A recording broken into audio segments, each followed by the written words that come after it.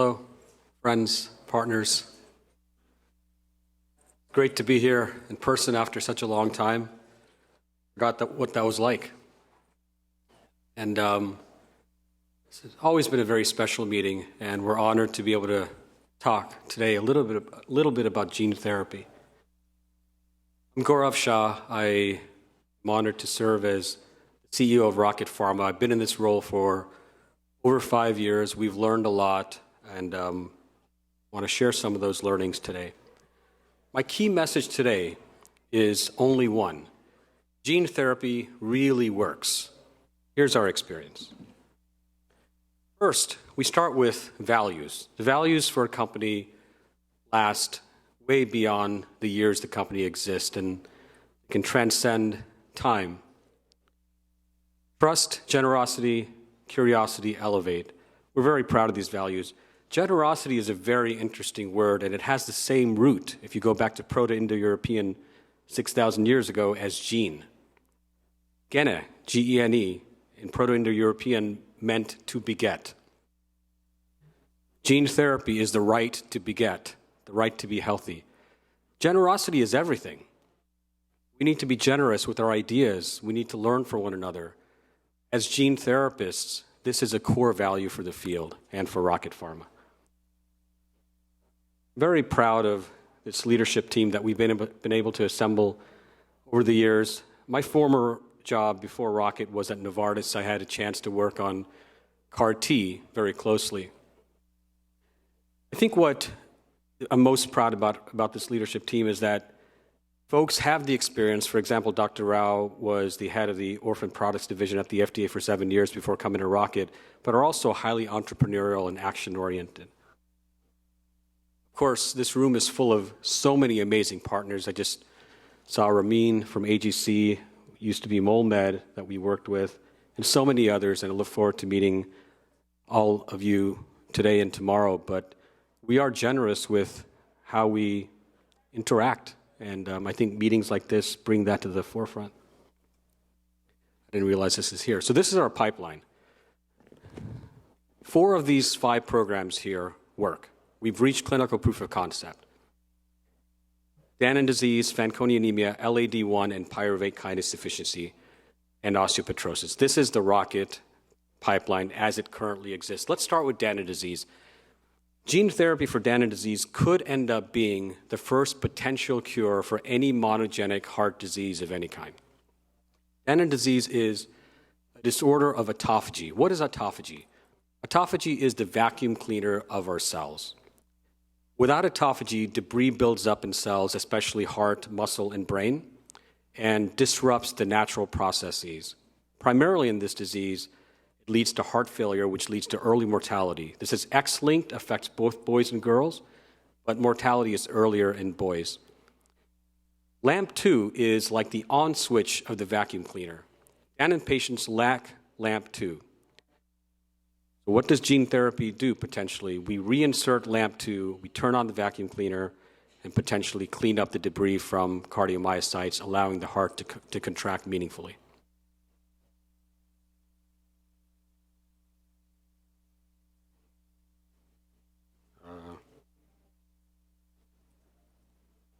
Here we go. 15 to 30,000 patients in the US and EU have Danon disease. What we've learned from the natural history of these patients, and we're tracking this very closely based on a literature review as well as a retrospective and now a prospective natural history study, is that there are some predictors of decline that start way ahead of time before a patient has to go to heart transplant. In this disease, boys either pass away by the age of 19 or need a heart transplant. In the years prior to that time point, we see worsening of several parameters of function such as this. And in the 4th quarter, in a few weeks, we hope to present more specific data on what the natural history of this disease looked like. We ran an AAV9 in vivo trial in Danon disease. We presented the latest update at HFSA in September, and at that update, we showed that we have treated 5 patients, two at the high dose, 1.1 E14, and 3 at the low dose, 6.7 E13 vector genomes per kilogram. This is a standard natural AAV9 capsid with a LAMP2B transgene. LAMP2B is the most important isoform within the LAMP2 complex. This is a phase 1 trial. The low dose was well tolerated, had a manageable safety profile. In the higher dose cohort, one patient experienced thrombotic microangiopathy. This was discussed at a recent FDA AdCom, and that resolved with a couple of rounds of hemodialysis. And we decided to remove the high-dose cohort from this trial for a couple of reasons. One, the benefit risk already supports the low dose, as I'll get into. And second, there's no need to further subject patients to events such as TMA if not necessary. I want to talk about the 3 low-dose patients who are treated. The first patient did not take steroids as instructed, had limited compliance. The second 2 patients, number 2 and 3, took steroids as instructed, so really got the full experience of gene therapy. Protein expression in the first patient was between 10 and 20%, and the patients who did take steroids and were definitively compliant, protein expression was north of 50%, even at 6.7 E13. And this is because AAV9 loves the heart. The tropism for the 9 capsid to the heart is very strong and much stronger than it is for muscle or CNS. You see the IHC data here. Remarkably, we saw declines in BNP, even in some cases from above 900 to almost normal. In all 3 patients, BNP declined. This is a biomarker that has been used for approvals in the past and is one that we may consider. So I talked earlier about the vacuum cleaner of the cell. The left slide is at baseline. You see all these vacuoles that are building up. Even at 8 weeks, but certainly long-term, you see a clearance of these vacuoles with the AAV9 therapy. And in fact, you can see the muscle architecture emerging from underneath. It's like if you're cleaning the floor from a spill, the underlying carpet is starting to be revealed. So the muscle is actually starting to work in a very visible way that's histologically proven. We also saw improvements in cardiac output in the 2 patients who did take steroids as instructed, and improvements in stroke volume between 30 and 60% in those 2 patients.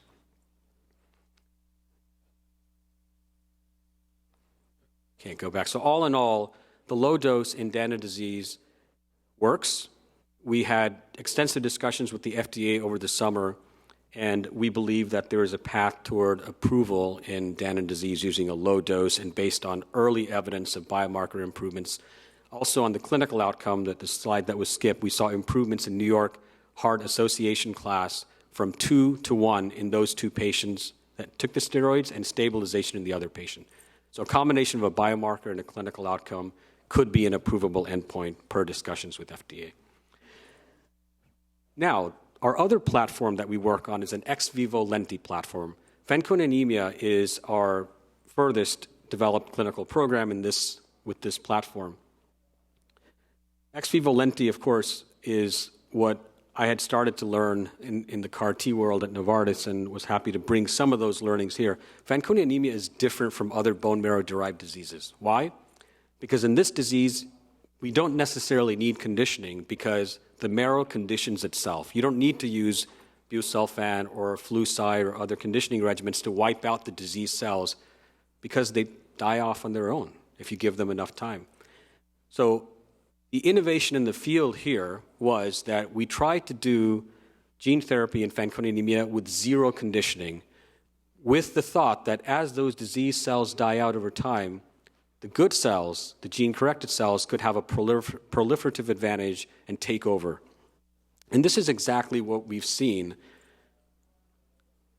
in 6 patients that have been treated with a commercial-ready process, which we call Process B. Where did I learn Process B? I learned that at Novartis. This is the generosity we learn from one another.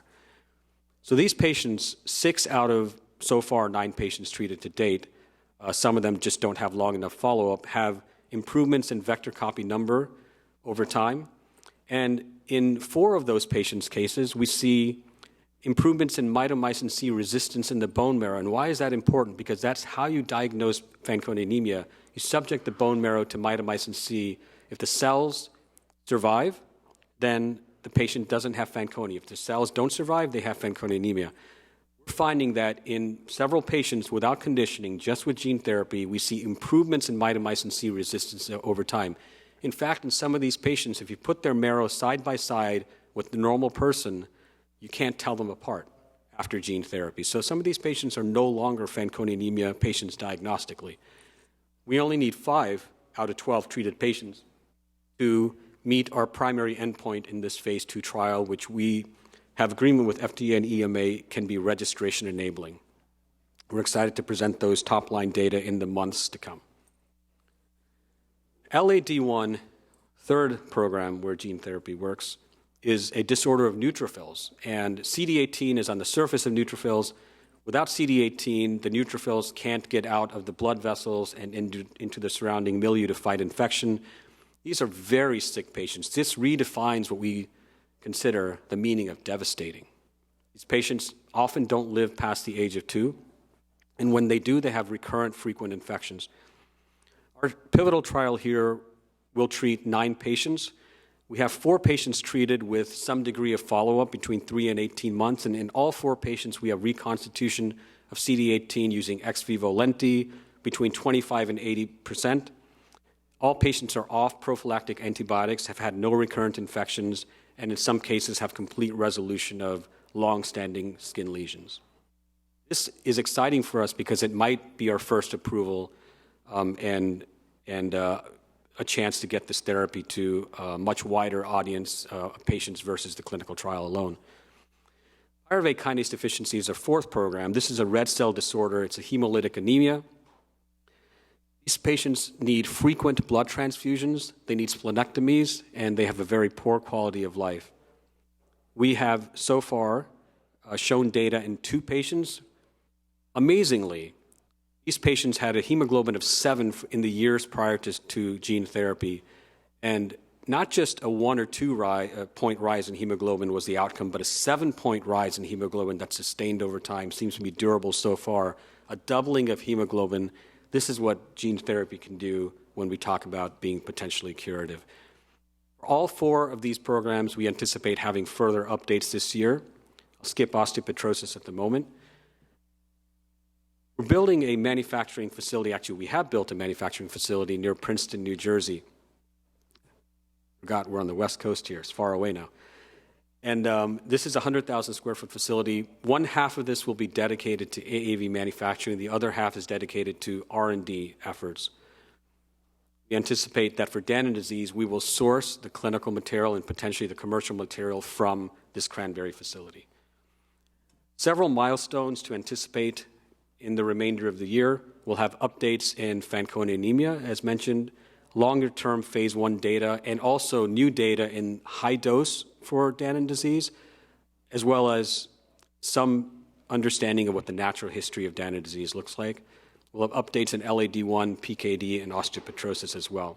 An exciting end to the year, and certainly a lot of milestones for next year to look forward to for us. And I'll stop with this slide. Gene therapy works. If we know how to find disease targets where you can have an on-target mechanism of action, what does that mean? You hit the cell of interest and the protein of interest directly, no chaperone proteins, no workarounds. You hit the protein in the cell that matters for that disease. You can change the spectrum of that disease completely and transform lives in a way that confers longevity and, in some cases, enormous improvements in quality of life. We want to pick diseases where we can have clear and achievable endpoints. It doesn't take 10 years to get there, but takes 1, 2, at most 3 years to get there. And where we can, we want to be first and only in class. And why is that important? Because drug development takes time. These are complex therapies. We don't want to rush things. So being first and only in class allows us to do it the right way with the long-term view in mind. And finally, the pipeline you see at Rocket is the tip of the iceberg. There's an enormous mass underneath the surface. Our team, some of whom are here today, are looking voraciously at new targets. We have our eye on several of them, and I'm sure several in this room have their eye on targets too, and we look forward to being generous together with you.